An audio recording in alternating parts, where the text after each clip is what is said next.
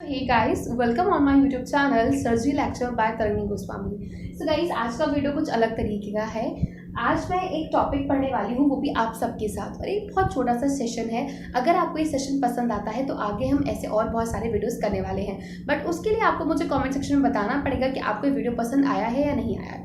Okay, and also like the video, subscribe my YouTube channel and share my videos with your friends. So let's start. So guys, आज मैं stars की जो surgery book है उससे chapter small intestine का एक बहुत छोटा सा टॉपिक कवर करने वाली हूँ। That name is the blind loop syndrome, BLS। ठीक है, तो आज हम ब्लाइंड लूप सिंड्रोम के बारे में पढ़ेंगे, that what is that. Okay, और मुझे भी नहीं पता है, so I am also very excited, और मुझे इसका नाम काफ़ी इंटरेस्टिंग लग रहा था, सो इसीलिए मैंने इस टॉपिक को चूज किया आज के इस क्लास के लिए। So let's start.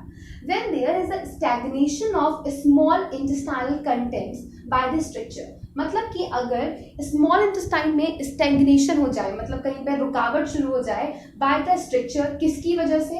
स्ट्रक्चर की वजह से, स्टेनोसिस की वजह से, या फिर कोई ब्लाइंड पाउच का फॉर्मेशन, मतलब इसको हम बोलते हैं डायवर्टिकुला, तो the bacterial flora in the stagnant area are altered both in number and in kind. तो जो बैक्टीरियल फ्लोरा होते हैं ना हमारे इंटेस्टाइन के अंदर, वो चेंज होने लगते हैं, मतलब अल्टर होने लगते हैं नंबर्स में भी और काइंड में भी, मतलब कि नंबर्स ज़्यादा बढ़ जाएंगे और वो डिफरेंट टाइप के बैक्टीरियल फ्लोरा ग्रो करने लगते हैं। These produce a symptoms complex such as a anemia।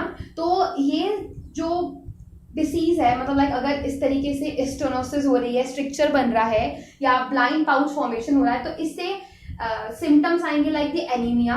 Anaemia हो सकता है, hypoproteinaemia and स्टोटोरिया।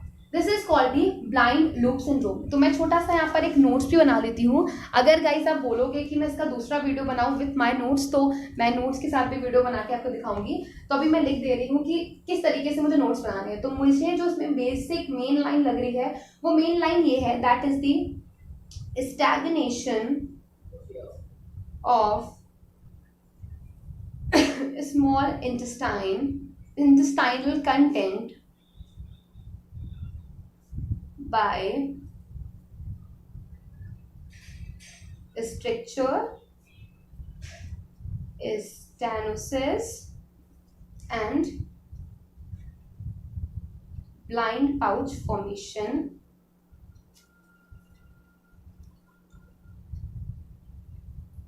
I hope guys कि आपको मेरा ये वीडियो पसंद आए, क्योंकि काफ़ी डिफरेंट टाइप का वीडियो आज मैंने बनाया है। That is the study with me session.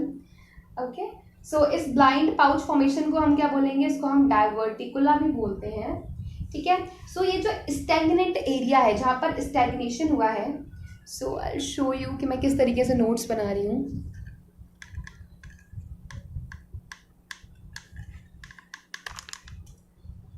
You can see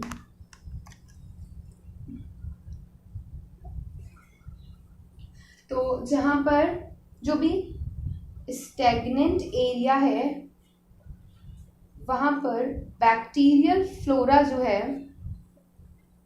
वो ग्रो करेंगे। ठीक है, वो नंबर में इंक्रीज होंगे और काइंड में उनका काइंड भी जो है वो अल्टर हो जाएगा, मतलब जिस तरीके के थे उससे अल्टर हो जाएगा। एंड ये कुछ सिम्टम्स प्रोड्यूस करते हैं, और उन सिम्टम्स को हम लिख लेते हैं यहाँ पर एक ट्राइवर्ड बना के, जिससे कि आपको याद रहे। That is the anaemia, hypoproteinaemia and स्टेटोरिया।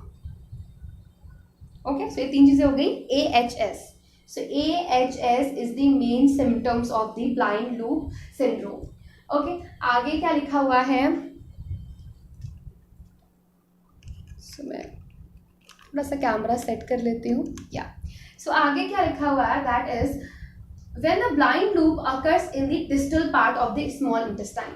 like अगर ये blind loop जो है, जो stagnation हुआ है, वो अगर distal part में होता है small intestine के, तो इसमें दो तरीके का दिया हुआ है।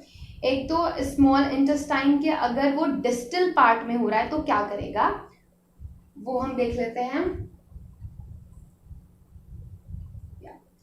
सो distal part of the small intestine, the abnormal bacterial flora compete for vitamin B12 producing vitamin B12 deficiency. तो क्या होता है कि अगर ये डिस्टल पार्ट में स्टेग्नेशन हो जाए तो वहां पर बैक्टीरियल फ्लोरा ग्रो करेंगे. जब वहां पर बैक्टीरियल फ्लोरा ग्रो करेंगे तो उनको चाहिए होगा विटामिन B12. उसके लिए वो कंपटीशन करने लगते हैं विटामिन B12 के लिए. और जब वो कंपटीशन करेंगे, जब वो वहां पर और ज़्यादा लोग ले लेंगे विटामिन B12 को, तो यहाँ पर क्या हो जाएगी विटामिन B12 की डिफिशियंसी, और जिसकी वजह से कौन सा एनीमिया कॉज हो जाएगा, मेगैलोब्लास्टिक एनीमिया. ओके, सो इनको क्या हो जाएगा, megaloblastic anaemia. This blind loop when involves the upper part of the small intestine. और अगर अपर पार्ट इसका स्मॉल इंटेस्टाइन का अफेक्ट होता है, so bacteria deconjugate bile salts causing disruption of micellar solubility of fats. This produce steatorrhoea. तो देखो क्या होता है कि अगर upper part of the small intestine में बैक्टीरियाज ग्रो कर जाते हैं तो वो क्या करते हैं, जो हमारा कंजुगेट बाइल आता है, मैंने जॉइंटिस में सब कुछ पढ़ाया है आपको, आप मेरा दूसरा यूट्यूब चैनल देख सकते हो, मैंने जॉइंटिस का पूरा वीडियो बनाया था कि कंजुगेशन किस तरीके से होता है. सो अगर बैक्टीरिया जो है वहां पर ग्रो करेगा in the upper part of the small intestine, तो क्या करेगा, ये जो ऊपर से बाइल आ रहा है ना कंजुगेट होके, उसको डीकंजुगेट कर देगा. और अगर उसने डीकंजुगेट कर दिया तो फैट का अच्छे से डाइजेशन नहीं हो पाएगा. और फैट का डाइजेशन नहीं होता है तो अगर वो हमारी स्टूल में पास हो रहा है, लाइक स्टूल में अगर हमें पता चल रहा है कि फैट आ रहा है, तो उसको हम बोलते हैं स्टेटोरिया. ठीक है. This bacterial flora also disturbs This bacterial flora also disturb absorption of protein and other vitamins to cause hypoproteinemia and vitaminosis. तो क्या करते हैं, जो बैक्टीरियल फ्लोरा है ये प्रॉपर तरीके से प्रोटीन और विटामिन को भी डाइजेस्ट नहीं होने देते हैं, उनको एब्जॉर्ब नहीं होने देते हैं, जिसकी वजह से कौन सी कंडीशन आ जाती है, हाइपोप्रोटीनीमिया और विटामिनोसिस की. This leads to weight loss, जिसकी वजह से वेट लॉस होने लगता है. And neurological disorder may develop from deficiency of vitamin B1 and B6. So vitamin B1 और B6 की डिफिशियंसी होने की वजह से न्यूरोलॉजिकल डिसऑर्डर्स भी होने लगते हैं. सो अब बात आती है what is the treatment of this syndrome, that is the though tetracycline and vitamin supplements can improve this condition of the patient, but this is a temporary cure. Surgical correction of this condition which is causing stagnation is the actual treatment of this condition for the permanent cure. तो जो stagnation हो गया है, जो main cause है, अगर हम उसको रिमूव कर देंगे तो ये साइड्स में बेटर हो जाएंगी और ठीक हो जाएंगी. सो आई होप गाइज कि आपको ये बेसिक सा क्लास जो था ब्लाइंड लूप सिंड्रोम का ये अच्छा लगा हो और समझ में आया हो. एक बार मैं क्विकली बता देती हूँ कि that what is the blind loop syndrome. अभी मैंने पढ़ लिया तो मुझे काफ़ी अच्छे से याद हो गया है.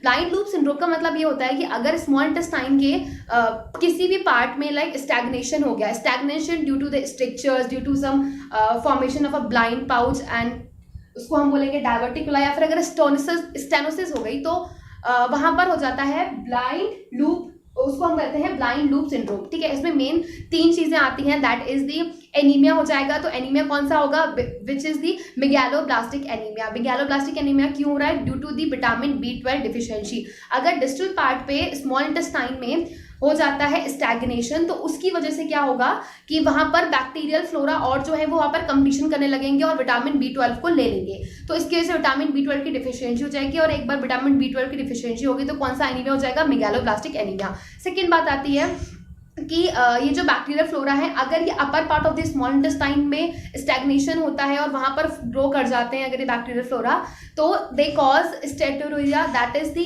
कि वो जो फैट है वो अच्छे से डाइजेस्ट नहीं हो पाता है, क्योंकि जो बाइल है, जो कंजुगेट बाइल होता है, ऊपर से कंजुगेट आ रहा है, ये उन बाइल सॉल्ट्स को अनकंजुगेट कर देते हैं, इसकी वजह से. नेक्स्ट चीज आती है हाइपोप्रोटीनीमिया हो जाता है. तो हाइपोप्रोटीनीमिया और ए विटामिनोसिस होने की रीजन ये है कि ये प्रोटीन और विटामिन के एब्जॉर्प्शन में भी प्रॉब्लम क्रिएट करते हैं. So guys, this is all about today's video and I hope you like this video. और if you like then please hit like button, subscribe my YouTube channel and share my videos with your friends. And आज का काफी interesting और काफी अलग सा topic था, मुझे काफी टाइम लगा इस चीज को समझने में, but still I like the video. And if you like then please hit like and please tell me the comment section कि आगे ऐसे आप और वीडियोस चाहते हो या नहीं. मतलब लाइक आई थिंक आप कभी नहीं भूलोगे that what is the blind loop syndrome, क्योंकि मैंने आपको 2 से 3 बार एक्सप्लेन कर दिया that what is the blind loop syndrome. Next हम कभी बात करेंगे that is the short vowel syndrome के बारे में. ये भी काफी बड़ा है और इससे काफी इंटरेस्टिंग लगता है इस चीज़ साथ में पढ़ने में. So guys till then bye bye, take care, मिलते हैं नेक्स्ट वीडियो में।